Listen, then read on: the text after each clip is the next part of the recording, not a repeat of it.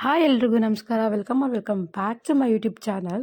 So ನನ್ನ ಚಾನಲ್ನ ಯಾರೆಲ್ಲ ಇನ್ನೂ ಸಬ್ಸ್ಕ್ರೈಬ್ ಆಗಿಲ್ಲ, ಪ್ಲೀಸ್ ಹೋಗಿ ಸಬ್ಸ್ಕ್ರೈಬ್ ಮಾಡ್ಕೊಳ್ಳಿ. ನೀವು ಆಲ್ರೆಡಿ ಸಬ್ಸ್ಕ್ರೈಬರ್ ಆಗಿದ್ರೆ thank you so much. So ಇವತ್ತಿನ ವ್ಲಾಗಲ್ಲಿ ಏನಿದೆ ಅಂತ ಹೇಳಿದರೆ, ಮನೇಲಿ ಫ್ಯಾಮಿಲಿ ಎಲ್ಲ ಸೇರಿ ದೇವಸ್ಥಾನಕ್ಕೆ ಹೋಗೋಣ ಅಂತ ಪ್ಲ್ಯಾನ್ ಮಾಡಿದ್ವಿ.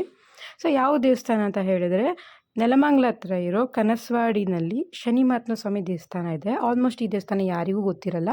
ಸೊ ಆ ದೇವಸ್ಥಾನಕ್ಕೆ ಹೋಗೋಣ ಅಂತ ಪ್ಲ್ಯಾನ್ ಮಾಡಿದ್ದು. ವರ್ಷ 4 ಸಲ ಅದು ನಾವು ಹೋಗ್ತೀವಿ. ಸೊ ಹಾಗೆ ನಾನು ಮಾರ್ನಿಂಗ್ ಬೇಗ ಇದ್ದಿರೋದ್ರಿಂದ ಎಳ್ನೀರು ಮನೇಲಿ ಇರಲಿಲ್ಲ.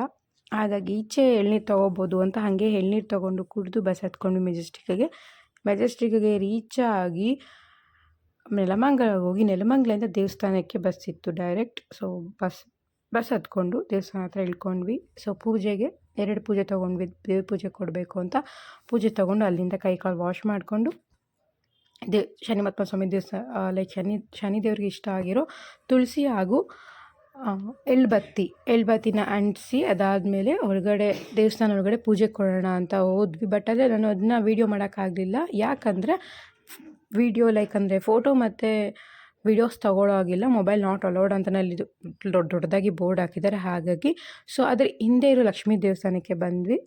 ಅಲ್ಲಿ ನಾನು ವೀಡಿಯೋ ಮಾಡಿದ್ದೀನಿ. ಸೊ ಆದಷ್ಟು ನನಗೆ ಎಲ್ಲೆಲ್ಲಿ ಆಗಿದೆ ಅಲ್ಲೆಲ್ಲ ವೀಡಿಯೋ ಮಾಡಿ ಅಪ್ಲೋಡ್ ಮಾಡಿದ್ದೀನಿ ಗೈಸ್. ಇದ್ರದ್ದು ಬ್ಲಾಗ್ ಏನಿದೆ ಅದು ನಾನು ಯೂಟ್ಯೂಬಲ್ಲಿ ಅಪ್ಲೋಡ್ ಮಾಡಿದ್ದೀನಿ. ಹೋಗಿ ಚೆಕ್ ಮಾಡ್ಕೋಬೋದು. ಸೊ ಅಲ್ಲಿಂದ ಲಕ್ಷ್ಮೀ ದೇವಸ್ಥಾನ, ಜ್ಯೇಷ್ಠಾದೇವಿ ದೇವಸ್ಥಾನ ಪೂಜೆ ಮುಗಿಸ್ಕೊಂಡು ಬರಬೇಕಾದ್ರೆ ಡಾಲ್ಸ್ ಇರುತ್ತೆ.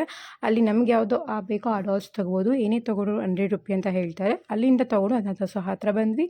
ಅನ್ನದಾಸೋಹ ಹತ್ರ ಏನಿವತ್ತು ಪ್ರಸಾದ ಹಾಕಿದ್ರು ಅಂದರೆ ಪಲಾವ್ ಮತ್ತು ಪಾಯಸ ಹಾಕಿದ್ರು. ಸೊ 12:30 ಆಗಿರೋದ್ರಿಂದ ನಮಗೆ ಮಾರ್ನಿಂಗ್ ಏನು ಮಾಡಿದರು ಅದೇ ಪ್ರಸಾದ ಸಿಕ್ತು.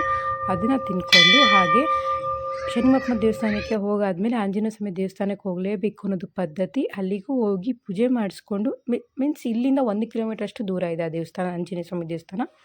ಪೂಜೆ ಮುಗಿಸ್ಕೊಂಡು ಮತ್ತೆ ರಿಟರ್ನ್ ಆದೆ. ಸಖತ್ ನಿದ್ದೆ ಬಂದಿತ್ತು. ಸೊ ಬಸ್ಸಲ್ಲಿ ಚೆನ್ನಾಗಿ ನಿದ್ದೆ ಮಾಡಿದೆ. ಮನೆಗೆ ರೀಚ್ ಆಗೋ 8:30 ಆಗೋಯಿತು ಗೈಸ್. ಫುಲ್ ಟಯರ್ಡ್ ಆಗಿತ್ತು. ಸೊ ಹಾಗಾಗಿ ಬಿಗ್ ಬಾಸ್ ನೋಡಿ ಡಿನ್ನರ್ ಮಾಡಿ ಮಾಡ್ಕೊಳ್ಳೋಣ ಅಂತ ಡಿಸೈಡ್ ಮಾಡಿ ವ್ಲಾಗ್ನ ಇಲ್ಲಿಗೆ ಎಂಡ್ ಮಾಡಿದೆ.